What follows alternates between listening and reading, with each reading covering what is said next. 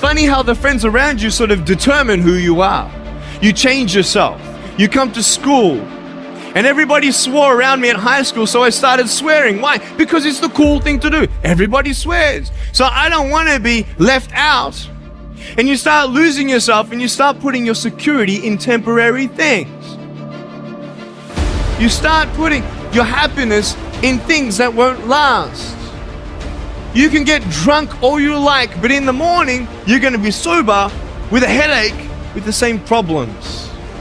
And you start believing the lies around you, saying that you're not good enough, and no one's gonna want you, and you'll never ever do anything good in your life, and you'll never ever, achieve the dreams and goals that you wish you had done, or wish that you could do. And these steps take you closer. That voice saying, you're not good enough, you're not good enough, you're not good enough, and all you need is one more step to fall. Everybody has a reason to be anxious. In fact, we have the ultimate reason to be anxious because we know that we're vulnerable and we know that we're going to die. And how you cannot be anxious under those circumstances is a great mystery. It's a massive mystery. And the same thing applies with regards to depression.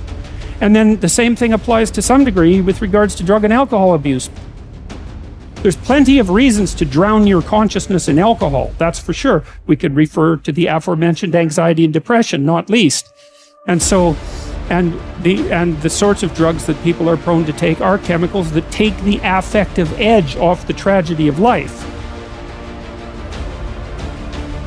Love your depression. Love your down times.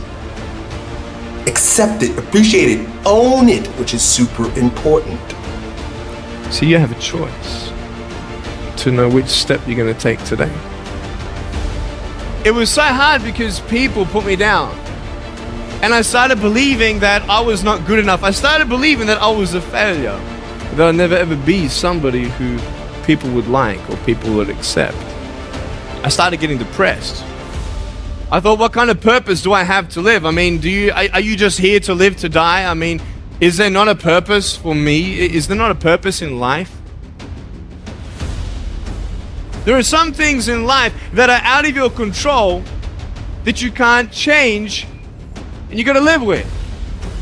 The choice that we have though is either to give up or keep on going. I wanna ask you, what are you gonna believe? Are you gonna believe in yourself? Are you gonna believe everybody else's judgment on you? Are you gonna believe people when they say that you're a failure? No one really likes you, no one really cares about you. What pain, what fears are kept inside.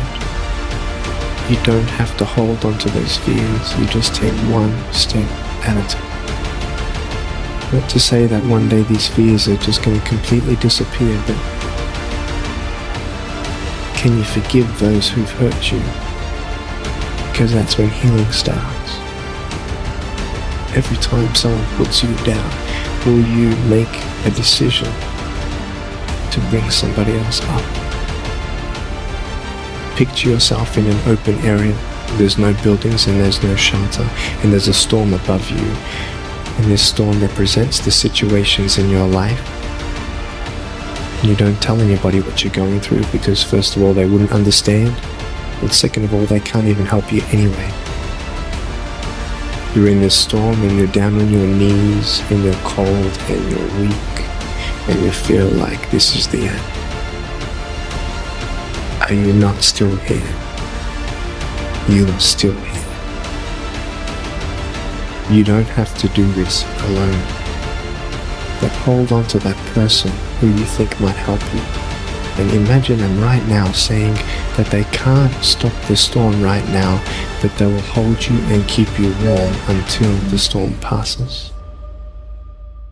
Because when they hold you, the storm's still there, but it's okay. Because they're with you all the way.